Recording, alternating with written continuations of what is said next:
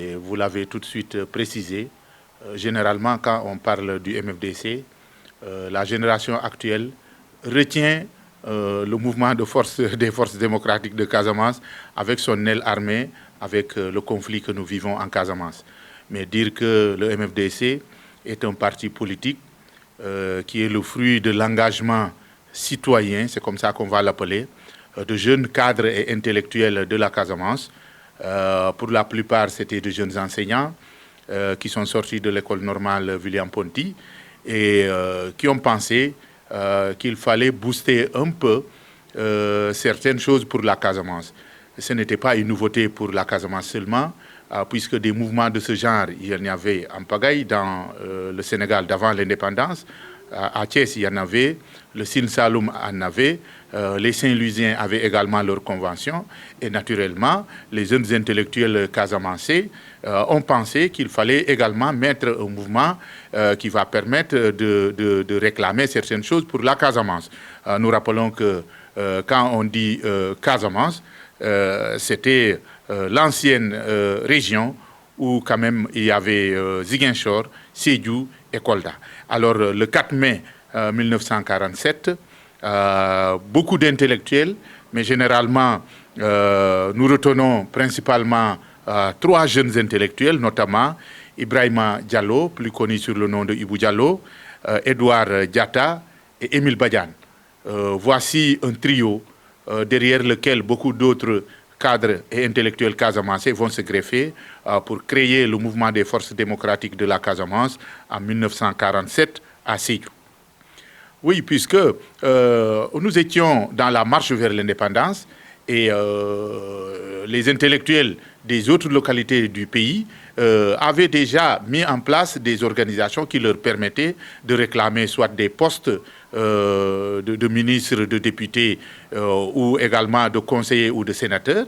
Alors les jeunes Casamancés ne devraient pas rester en rade. C'est pourquoi eux aussi ils se sont dit, mais tiens, le Sine Saloum, la région du fleuve qu'on appelle aujourd'hui Saint-Louis, mais également les Thiessois, chacun avait sa convention qui lui permettait d'être un cadre pour réclamer des choses pour sa localité. Alors donc les jeunes Casamancés se sont dit également, c'est bien normal que nous aussi qu'on ait un cadre dans lequel on va échanger, réfléchir et réclamer des choses pour notre localité. C'est ce qui a conduit à une grande réunion à Sédhiou le 4 mai 1947 et le MFDC, on le précise toujours, parti politique, va être créé. Voilà, ces 3 personnalités sont liées par beaucoup de choses. Ibou Diallo, hein, que les gens appellent Ibou Diallo, mais c'est Ibrahima Diallo, on l'appelait le lion du Pakao. Alors, il est né en 1915 à Sédhiou et il était également un homme politique très engagé. Hein, et c'était un enseignant, il est sorti de l'école normale William-Ponty. Mais avant cela, il a occupé des postes hein, avant l'indépendance du pays. Il a été suppléant au niveau de l'Assemblée parlementaire de l'Europe. Il a été également sénateur, il a été conseiller de la République. Et pour la petite histoire, il va être 2 fois maire de Sédhiou. Et c'est lui le premier maire de Sédhiou et il était en ce moment jeune député. Il a également fréquenté des partis politiques. La section française de l'internationale ouvrière qu'on appelle SFIO, tout ça c'est avant l'indépendance. Il a également fréquenté le BDS, le Bloc démocratique sénégalais, mais évidemment le MFDC où il était le secrétaire général. Ibou Diallo a été un grand ami de Mamadou Dia et je pense qu'il va payer un peu les pots cassés de son compagnonnage avec Mamadou Dia puisque au niveau de Sédhiou, dans cette partie de la Casamance, Ibou Diallo, vu les problèmes entre Senghor et Mamadou Dia, ne sera plus ministre. Et c'est Dembo Koli, qui était un de ses adversaires, qui va être promu ministre de la Santé. Et à Sédhiou, ça avait créé un grand tollé. Et ironie du sort, hein, l'école dans laquelle Ibou Diallo avait enseigné, qui était l'école du Plateau, devenue l'école Dembo Koli aujourd'hui, vous voyez, Ibou Diallo a enseigné dans cette école. C'est un peu les soubresauts politiques. En dehors de l'école de Mbokoli, Ibou Diallo a enseigné à Bessir. Il a également enseigné chez nous à Tchobon. Voilà, donc c'était de jeunes enseignants. Nous rappelons que l'école normale William-Ponty, c'était le creuset de formation. Il n'y avait pratiquement pas d'autres concours que les gens faisaient. Tout le monde faisait le concours d'entrée à l'école normale. Et au courant de la formation, les meilleurs étaient destinés à aller dans l'enseignement, les moyens devaient aller dans la santé et les autres devraient être des commis dans l'administration. Si vous regardez aujourd'hui, la pyramide est inversée, puisque ceux qui occupaient le 3e rang, aujourd'hui, c'est eux un peu qui prennent les décisions dans le pays. Mais dans le temps, on ne confiait pas les têtes des jeunes de l'Afrique occidentale française à des gens qui n'étaient pas de l'élite. Et donc, Ibou Diallo était major de sa promotion. Nous allons revenir sur Émile Badiane, qui était également un enseignant sorti de l'école normale William-Ponty. Voilà, lui aussi, il a été major de la promotion. Il est né en 1915 à Tanguem.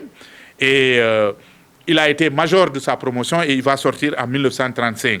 Il a aussi enseigné un peu partout. Il a enseigné notamment dans le nord du pays, à Podor. Il a enseigné à Niassia. Il a été le directeur de l'école 1 de Goudomp de 1936 à 1931, une école dans laquelle moi-même j'ai enseigné pendant 5 ans. Et il est également membre fondateur du mouvement des forces démocratiques de Casamance, lui, Émile Badiane. À dire qu'il a été aussi, quand Bignona est devenu maire, le premier maire de la ville de Bignona, il a été pendant près de 20 ans, de 1963 à 1972, le responsable régional de l'Union progressiste sénégalaise, UPS. Il a été également plusieurs fois ministre de l'enseignement technique, ministre de la coopération. Et c'est un jeune cadre très engagé dans la politique. Lui également, tout comme Ibou Diallo, c'était de grands enseignants. Et ils ont servi leur terroir. Et ils l'ont servi à travers les partis politiques, mais également en tant que jeune instituteur. Edouard Diatta, lui, il est de Oussouye, dans le département de Oussouye. Il est né à Carabane, hein, et en 1913. Lui, il était greffier, il n'est pas enseignant comme Émile et Ibou Diallo. Il a donc été lui aussi ministre plusieurs fois, il a été député, il a été aussi le premier maire, hein, de Oussouye. Mais signaler également qu'il a fait la première guerre mondiale, la deuxième guerre mondiale. Et il était également membre du BDS, Bloc démocratique sénégalais. Il était aussi membre du Bloc populaire sénégalais, BPS. Alors, ce sont ces 3 amis, hein, qui ont un peu concouru à animer la vie politique ici en Casamance. Maintenant, coïncidence pour coïncidence, tous ces 3 vont mourir pratiquement la même année presque, puisque Ibou Diallo et Edouard, ils vont nous quitter en 1971. Quelques temps après, je veux dire 1 an après, Émile Badiane en 1972. Et les esprits un peu aiguisés ont interprété à leur manière, puisque c'était les jeunes cadres, hein, qui portaient un peu le développement en Casamance. Et on a pensé que c'est peut-être, entre guillemets, des éliminations politiques. Nous ne saurons trop en parler, mais ce qui est sûr, la coïncidence est troublante. Ces 3 jeunes cadres casamançais vont nous quitter pratiquement la même année.